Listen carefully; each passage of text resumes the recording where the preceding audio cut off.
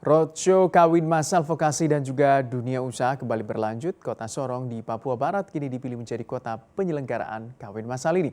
Dan berikut liputan selengkapnya untuk Anda.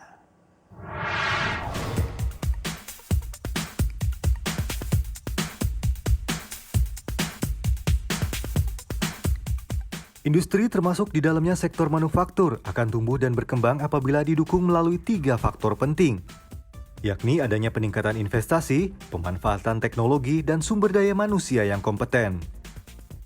Dari ketiga komponen tersebut, potensi besar bagi Indonesia adalah ketersediaan SDM karena seiring dengan momentum bonus demografi yang sedang dinikmati hingga tahun 2030 untuk menyiapkan tenaga kerja yang sesuai kebutuhan industri.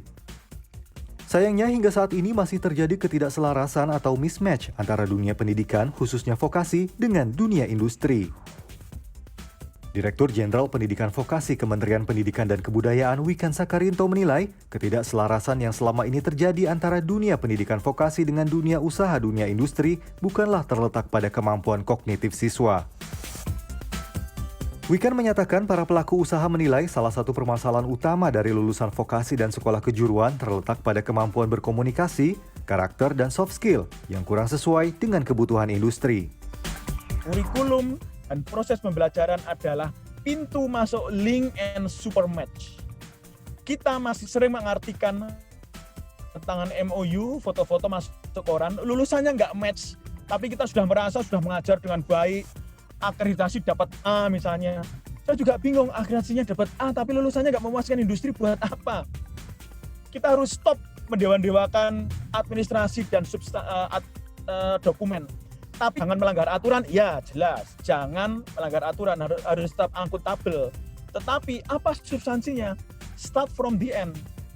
Industri pengennya apa? Nasib istimewa. Soft skill, karakter. Kesiapan mental bekerja. Siapkan itu di dalam kurikulum kita. Rubah cara pembelajaran kita.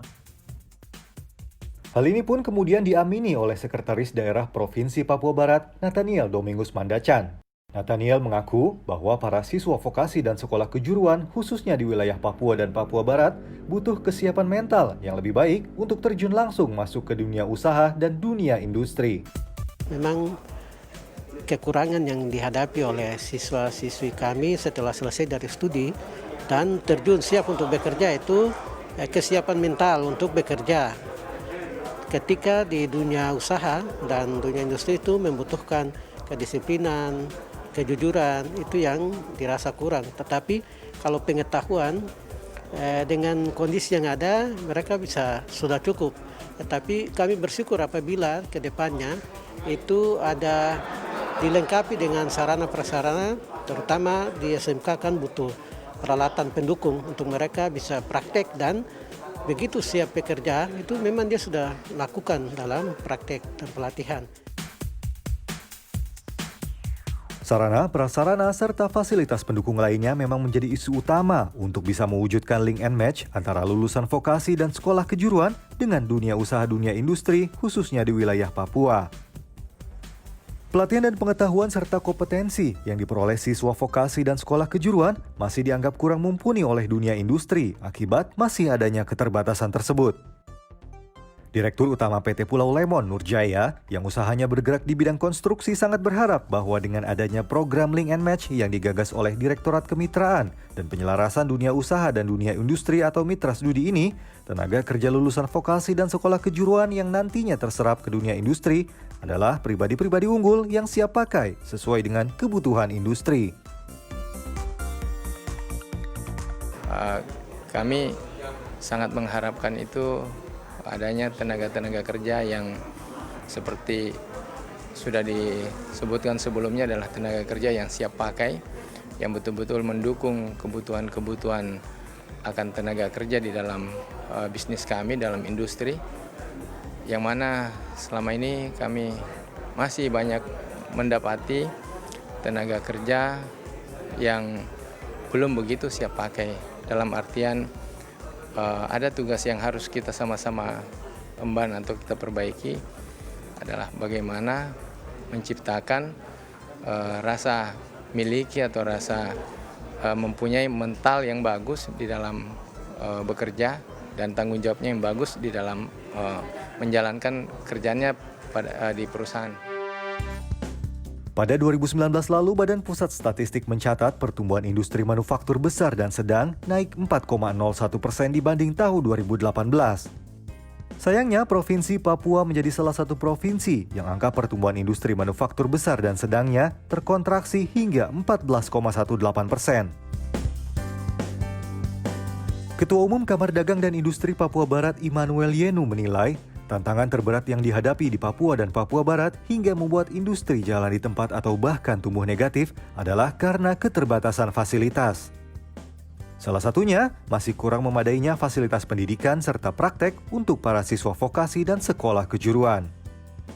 Padahal tenaga kerja yang berkualitas dapat menjadi salah satu faktor pendukung tumbuhnya industri di sebuah wilayah.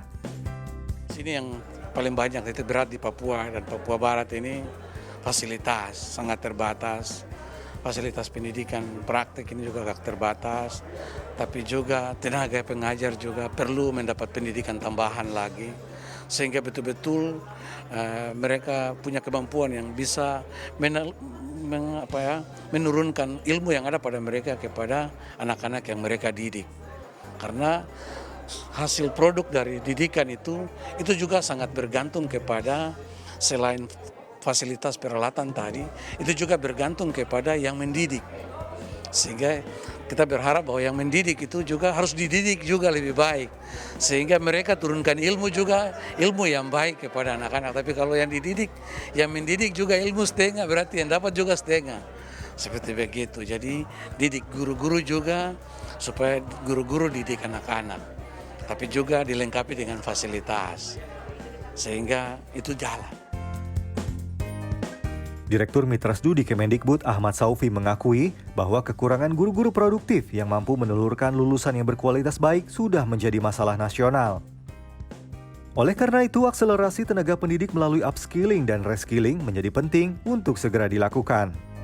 Terima kasih. Yang pertama adalah kekurangan guru-guru produktif. Kita tahu itu sudah menjadi masalah nasional. Ada 65.000 guru produktif yang kita butuhkan dalam waktu dekat ini. Oleh karena itu, salah satu langkah yang dilakukan oleh Direktorat Jenderal Pendidikan Vokasi adalah melakukan upskilling dan reskilling kemampuan guru-guru sekolah vokasi dan SMK. Ada 2.700 guru-guru SMK yang sedang kita upskilling dan reskilling itu baru tahun ini. Tahun depan akan kita tingkatkan lagi. Di samping guru-guru SMK untuk menjadi guru produktif, kita juga meningkatkan kemampuan manajerial kepala-kepala SMK melalui program CEO ya, menjadi Chief Executive Officer. Jadi kepala-kepala SMK tidak hanya menjadi Chief Education Officer, tapi juga menjadi Chief Executive Officer bagi sekolahnya. Perkembangan industri di sebuah wilayah tidak bisa hanya ditopang oleh satu komponen saja, termasuk di wilayah Papua dan Papua Barat. Kehadiran program perkawinan massal yang digagas oleh Direktorat Mitrasdu di Kemendikbud ini diharapkan akan menjadi jawaban dari kurang bergeliatnya aktivitas industri di Papua. Apalagi, seperti kita ketahui, wilayah Papua dihuni oleh beberapa perusahaan besar yang seharusnya bisa mendongkrak pertumbuhan ekonomi di bumi cenderawasih.